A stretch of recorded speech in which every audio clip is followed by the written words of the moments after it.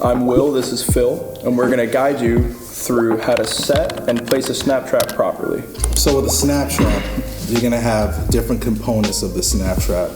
You're gonna have your lever, which goes up and down, so that does the work in capturing. Then you're gonna have this area right here where you place the bait, and then this little point right here where you can attach this bar so that you can set the trap for it to stay. And you have this wood so that it stays along the surface, and as well as it being very balanced and flat so that it can be against the surface so that mice can get caught on it.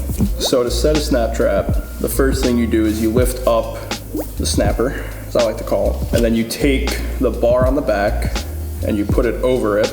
I lift where you place the bait or the trigger, and then you set this bar under it. It takes a little bit sometimes, and then you slowly lift up here so it gets caught on this little outcropping, and then you release, and that's the snap trap being set.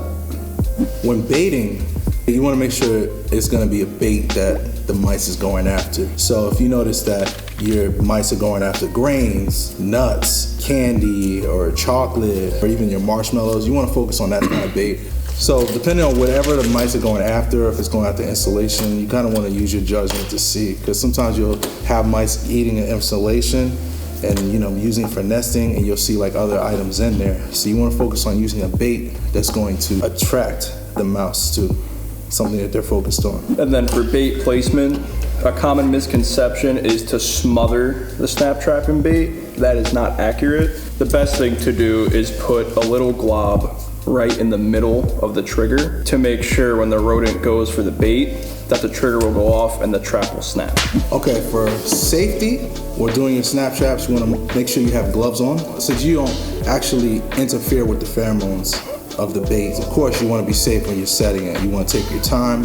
You don't want to rush. You kind of want to take your time. And before it's set, you want to let go of it before it pops on you. And then when placing the snap trap, when it's set, one of the things I've noticed being a tech is you don't want to slam it down where you're putting it, because that can set it off. And also you would want to put them in high places where kids and pets can't access them, or in areas, if it has to be lower, that can be sealed with a closed door, because the last thing we want is to hurt our families and pets and friends. So when placing your snap traps, you want to make sure when it's set, you want to have it facing this way. Rodents usually travel against the wall, so you want to have it flushed against the surface so that your rodents can come across and go right on the trap. Pop. And when you catch a rodent, or if you have to rebait, to dispose of them, one, wear gloves, because you never know what the rodent's been in. And then two, when you're taking the snap trap, and if it's not set, the bait's gone though, you want to gently push down, and that deactivates the trap. You slowly slide the lever back to the back, and then what I do is I hold back and slowly put it back down, and then right when you get to this point, like an inch or two, you can just let go. Then no fingers were harmed. And that is how you set a snap trap safely and properly.